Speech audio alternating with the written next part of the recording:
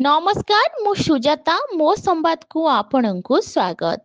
पोड़ागढ़ ग्राम पंचायत महकुमार 79तम स्वाधीनता दिवस पालन कोरापुट दशमंतपुर ब्लॉक अंतर्गत पोड़ागढ़ ग्राम पंचायत महकुमा ठारे 79तम स्वाधीनता दिवस पालित हो जाइछि।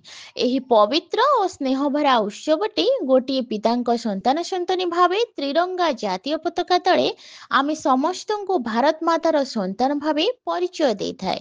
सेथिपाई आमे समस्ते भारतीय परिचय रे गर्व अनुभव करू।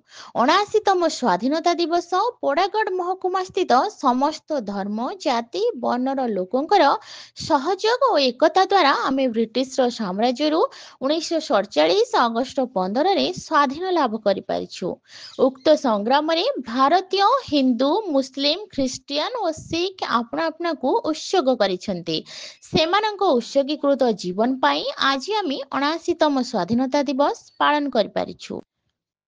विशेषकर पोड़ागढ़ ग्राम पंचायत महकुमार थिबा ख्रिस्टियन धर्मावलंबी माने एही दिवस को पवित्र और गौरव जानी सकाळु स्नान करी पवित्रता सह सेमानंकर चर्च सम्मुखे पताका उत्तोलन करी देशभक्ति संगीत और स्लोगान करी महाडंबर सह सकाळ 6:30 रे पालित हो जाइछि। तत्सहित कॉलोनी प्राथमिक विद्यालय पीएम श्री सरकारी उच्च माध्यमिक विद्यालय सेवाश्रम विद्यालय Satyabhama public school lamp hospital और पंचायत कार्यालय रे एकता और शांति सह पालित हो जाइछि।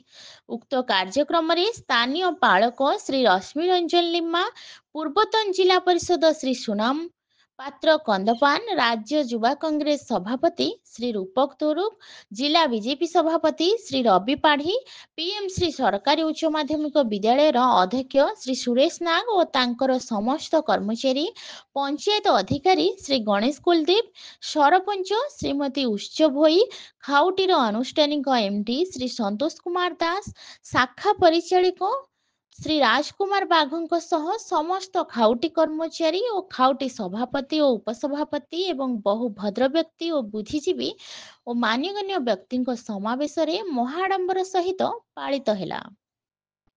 कोरापुट जिला रिपोर्टर विपिन कुमार हियाल रिपोर्ट मो संवाद।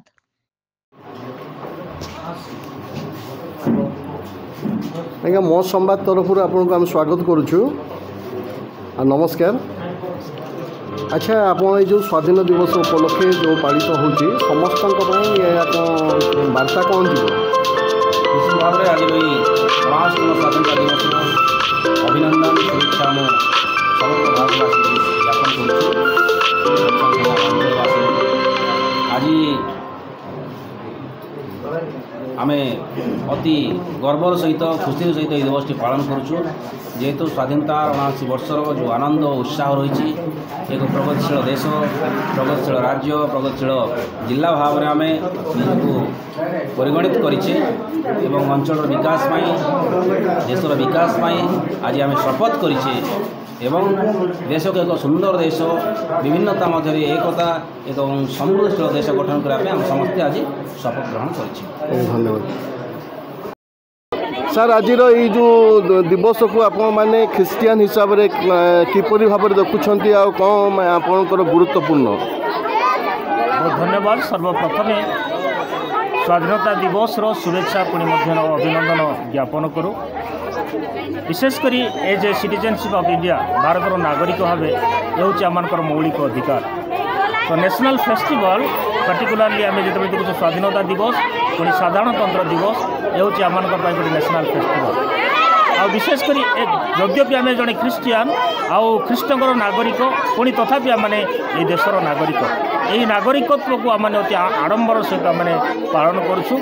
जेहेतु 1947 अगस्ट 15 स्वाधीनता दिवस आरंभ है मिडनाइट मध्य रात्रि रे ये समस्त विषय साधन कर दिन ठारू आज आम 79तम स्वाधीनता दिवस आम पालन करूँ। विशेषकर आम पेरिफेरिया अंचल देशपाई पुणी ये भूमि पुणी ठीक तद्रूप आम अति निकटरे आम शहीद विशेषकर खोसला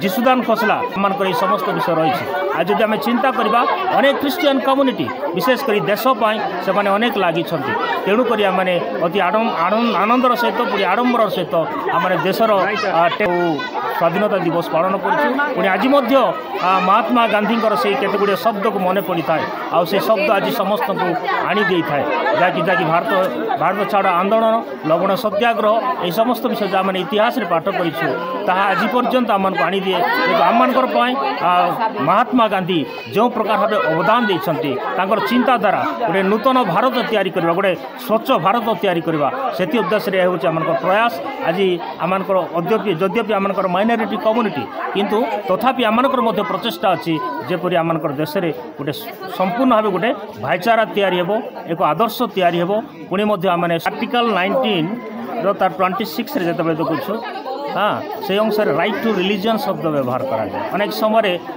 अनेक लोग जानती ना समस्त अधिकार अच्छे तेणु आम जो देखुचु जो भारत स्वाधीन प्रिएम्बल को जो देखुचु से अनुसार गोटे सुंदर कथा लगुच आम समस्ते भारत देशर नागरिक जाति वर्ण धर्म निर्विशेष कौन सी प्रकार जाति वर्ण धर्म निर्विशेष आम समस्ते भारतीय आम समस्ते भारतीय आम गोटे अधिकार अच्छी जेहेतु लोक मान चिंताधारा भिन्न किंतु आम समस्ते भारतीय आम केवे क्या विरोध करूना आम समस्ते भारतीय हे तो आम अदर फेथ भाई मैंने चिंता करुवे आम विदेशी नुहे आम समस्ते स्वदेशी आम प्रत्येक भारत देशर नागरिक भाव आम आम पालन कर मुख्य विषय तेणु अदर फेथ मानकर से चिंताधारा को आम बाहर कर आवश्यक आम गोटे भाईचारा सहित देश निमंते जाति निमंते पुणी आम अंचल निमंते काम कर निहाती आवश्यक। धन्यवाद सर। Thank you.